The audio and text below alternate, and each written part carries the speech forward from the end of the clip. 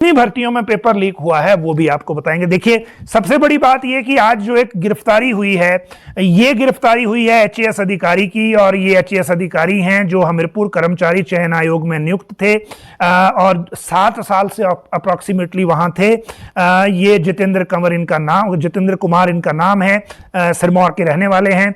FIR number 4/22, ये JOIT 965 के मामले में जो पहला मामला था उसमें इनकी गिरफ्तारी हुई है, और इनको आज गिरफ्तार करने के बाद कल इनको कोर्ट में प्रोड्यूस किया जाएगा और उसके बाद पता लगेगा कि आगे रिमांड कितना मिलता है।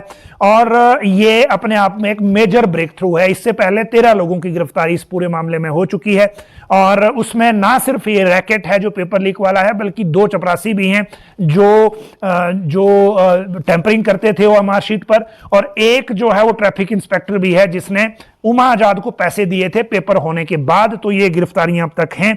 एचएएस अधिकारी पहले हैं जिनकी गिरफ्तारी इस केस में हुई है।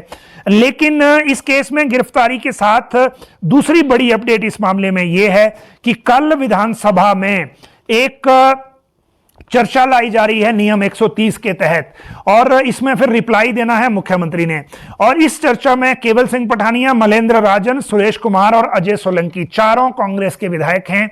और इसमें यह मांग की गई है कि हिमाचल प्रदेश कर्मचारी चयन आयोग हमीरपुर द्वारा गत 3 वर्षों में तृतीय और चतुर्थ श्रेणी की भर्ती प्रक्रिया में हुए भ्रष्टाचार, अनियमितताओं पर यह सदन विचार करे।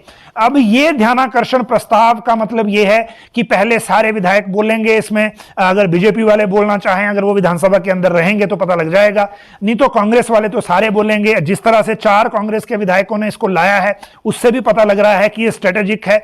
दूसरी बात यह कि जब इसको नोटिस आया सरकार को, तो सरकार में भी अफसरों में पहले यह था व्यू कि इस मामले में सिर्फ ये कह दिया जाए कि ये अन्वेषणाधीन है, जांच के अधीन है, कोर्ट में चार्जशीट जानी है, और कुछ मामलों में कोर्ट में चार्जशीट दायर हो चुकी है पहली 2 एफआईआर में। तो आप इसको ये भी कह सकते हैं कि ये अभी ये पूरा मामला जो है वो कोर्ट में है, तो कोर्ट में जो मामला है वो विधानसभा में डिस्कशन नहीं हो सकती। तो ये भी एक कोशिश थी कि ऐसा कह के इस मामले को रोक लिया जाए, लेकिन फिर सरकार ने ही परमिट कर दिया कि नहीं, इस पे डिस्कशन होनी चाहिए। तो आप समझ सकते हैं कि फिर मतलब क्या है। लेकिन इसके रिप्लाई में, इस चर्चा के रिप्लाई में, इस ध्यानाकर्षण प्रस्ताव के रिप्लाई में विधानसभा के भीतर राज्य सरकार वो फिगर रख सकती है जो विजिलेंस की स्टेटस रिपोर्ट में आई है। ये अपने आप में बहुत बड़ी एक बात होगी। और जो कैबिनेट में आज फैसला हुआ है, उसके बाद जो नए विधेयक रखे जाने हैं वो तो अलग बात है ही, लेकिन जो एक बड़ी महत्वपूर्ण बात है इस पूरे मामले में वो ये है कि अगर राज्य सरकार ने इस पूरे मामले में जो एक डाटा रख दिया, क्योंकि विजिलेंस ने यह कहा था कि 18 पोस्ट कोड में उनको यह लग रहा है कि जो कुछ ना कुछ उसमें गेम हुई है पेपर लीक के मामले में। अभी जो अभ्यर्थी जिनको यह लग रहा है कि उनका पोस्ट कोड पेपर लीक में है या नहीं, उनको एग्जैक्ट जानकारी नहीं मिल रही। और जानकारी ना मिलने की सबसे बड़ी वजह यह है कि ये अभी तक जो सारे इंफॉर्मेशन क्लासिफाइड है, क्योंकि कोर्ट में जो मामला है वो कोर्ट की स्क्रूटनी में है।